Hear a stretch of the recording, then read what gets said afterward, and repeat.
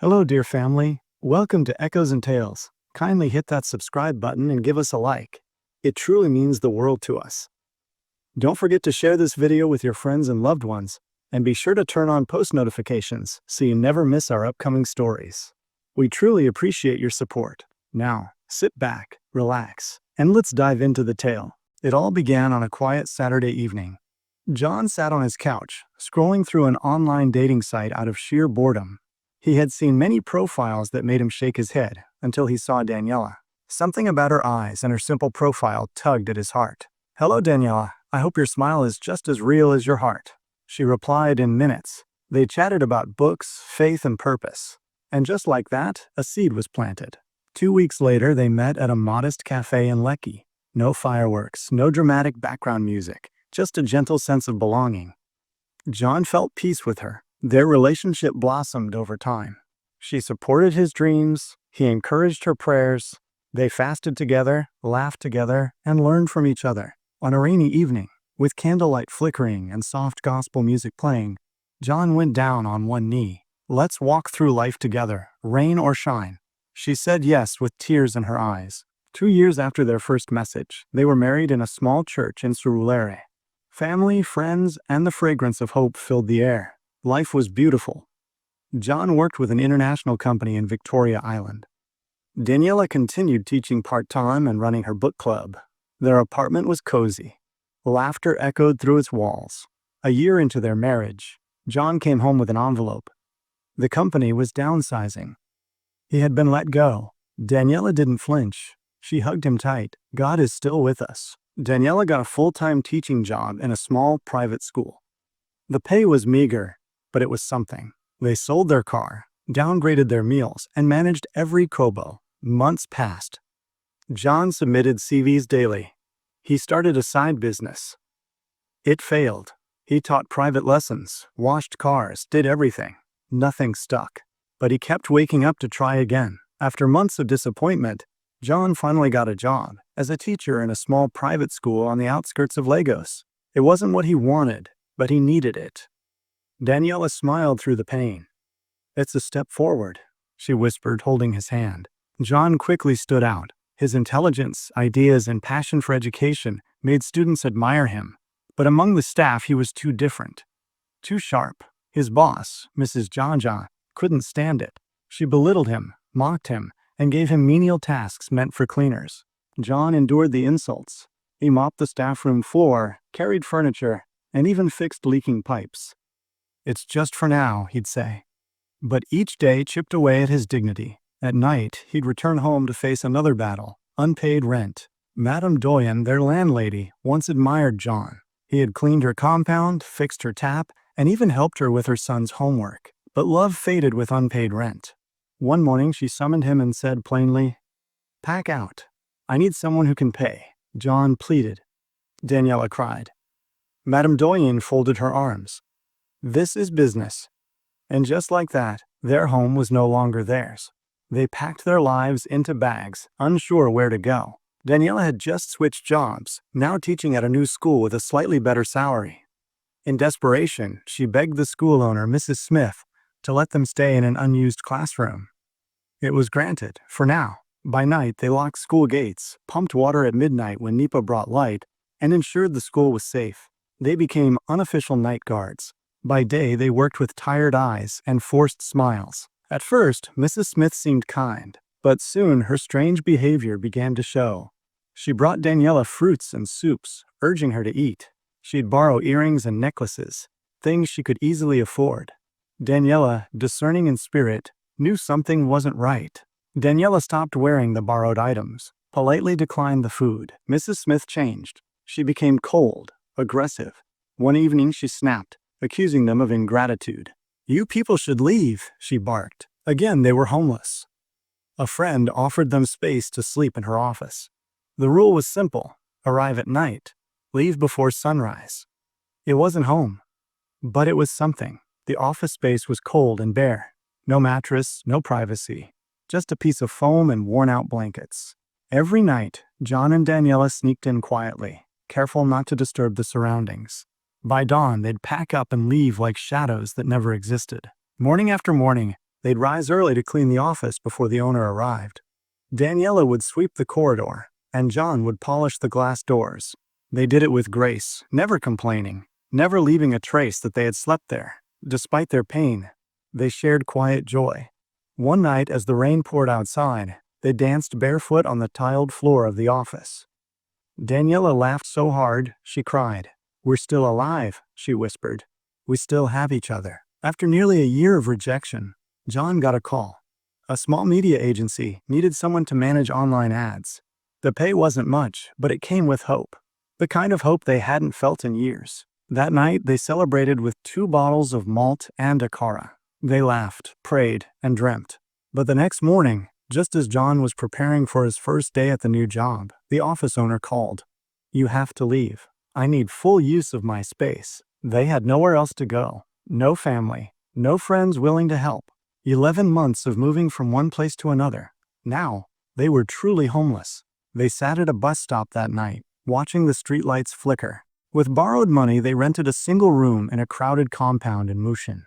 It was noisy, chaotic, and cramped. But it had a door they could call their own. John's new salary came monthly, but it barely lasted 2 weeks. They borrowed from friends, took loans from coworkers, and skipped meals. Yet they tithed from every little they earned. "If we stop trusting God now, we're finished," Daniella would say. Year after year, they prayed, fasted, worked, and waited. The cycle repeated. Borrow, work, pay debt, borrow again. Yet they never stopped attending church, never stopped volunteering, never stopped praying. 10 years into their marriage, they remained childless. Some friends drifted away. Family asked questions. Daniella tried to smile through it all. Together, they visited hospitals, public and private, and spent money they didn't have. Tests, pills, procedures, and more debt. John had been helping small local businesses run ads online, just as a favor. One day, a client from abroad saw one of his campaigns and reached out. It was a paid gig, not much at first, but it paid in dollars. As the weeks passed, referrals came. Small contracts turned into steady work. Daniella noticed it first. The sparkle in John's eyes returning, the way he hummed while bathing. Something was shifting. For the first time in years, they paid off one loan completely. Then another. Then they replaced their worn-out mattress. It felt like a miracle to sleep without spring wires poking their backs. They didn't tell anyone. No announcements, no social media posts. They simply smiled more, fought less, and began to live instead of just survive. Daniella cooked rice with meat again. Real meat, not seasoning cubes. One quiet Sunday afternoon, Daniella sat in their compound, staring at a white stick. Positive. She rushed to John, speechless. He fell to his knees, trembling. 10 years of waiting. 10 years of ridicule. 10 years of prayers. And finally, the heavens opened. The doctor smiled. "Not one, not 2. You're carrying 3. Daniella blinked. "What?" The nurse repeated. "You're having triplets. 2 boys and a girl." She fainted from joy. They moved out of the crowded compound into a 2-bedroom apartment in a quiet estate. It had a water heater, tiled floors, and silence, something they hadn't known in years. John's business exploded. He got invited to international webinars. Foreign clients signed long-term contracts. Daniella registered an NGO to support struggling women. Her story became a message of hope. They bought land, built a house, purchased 2 cars. Their children, vibrant, healthy, and joyful, became the center of their world. What once felt like a curse had turned into a testimony. Through it all, John and Daniella never turned on each other. In their darkest nights, they chose love. In empty kitchens, they chose prayer. In crowded bus stops, they chose hope. And now, in abundance, they still chose faith. John and Daniella were invited to speak at their church's annual couples retreat. Standing on the same stage they once swept as volunteers, they shared their journey, not to boast, but to testify. Tears flowed in the crowd. "This can only be God," someone whispered. They didn't just own one home. They built 3. One for themselves, one as a rental, and one for Daniella's aging parents. The woman who once begged her boss for accommodation now gave others shelter. Daniella's NGO launched a scholarship program for girls from low-income homes. John mentored young men in tech and digital marketing, helping them build freelance careers from scratch. The ones who once had nothing were now building futures for others. John and Daniella boarded a plane together for the first time, heading to Ghana for a tech seminar. As the flight took off, Daniella gripped his hand. "This used to be a dream," she whispered. John smiled. "Now it's normal." They visited the old compound in Mushin. It was still chaotic, still noisy, still full of life. They gave envelopes to old neighbors and paid for some children's school fees. "Thank you for letting us be part of your chaos once," Daniella said. A lavish birthday party. Balloons. Cakes. Family. John looked at the 3 children and silently gave thanks. Each child had a name rooted in their journey. Timitope, because they had reasons to give thanks. Ifeolua, because God's love never failed. Iobami, because joy had finally returned. They no longer felt pain when remembering the days they bathed with sachet water or ate only once a day. Instead, they laughed. "Those days shaped us," John said. "If we skipped them, we wouldn't be this strong." John's company opened branches in 3 countries. Daniella's NGO received an international grant. They began traveling together, telling their story in conferences, churches, and marriage summits. People wept. People believed again. In an interview, they were asked what kept them going. Daniella said, "We held on to each other." John added, "And we held on to God." Even when it didn't make sense, they looked into the camera and spoke in unison. "Don't give up.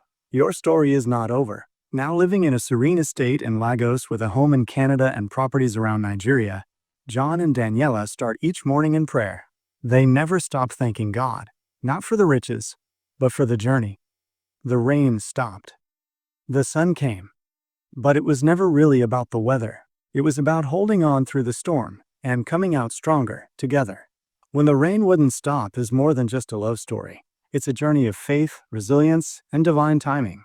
Here are the key moral lessons from the story. 1. Never give up, even when life falls apart. John and Daniella faced job loss, homelessness, humiliation, and childlessness. Yet, they never gave up. They kept moving forward, even when there was no visible light at the end of the tunnel. Lesson. Life may throw painful seasons your way, but endurance is a seed that always produces a harvest if you don't quit. 2. Faith in God makes the impossible possible. Through all their struggles, they never stopped praying, attending church, or trusting God. Their faith was not based on comfort. It was rooted in trust, even when nothing made sense. Lesson. Trust in God in dark times brings light. Faith doesn't always remove the struggle, but it carries you through it. 3. True love stays in good and bad times. John and Daniella didn't abandon each other. They cried together, starved together, prayed together, and celebrated together. Their love wasn't based on material things. It was covenant. Lesson. A strong marriage isn't about wealth or romance alone. It's about loyalty, teamwork, and unwavering support. 4. Pride must die for purpose to live. John, a highly intelligent man, did menial jobs, was insulted, and swept floors.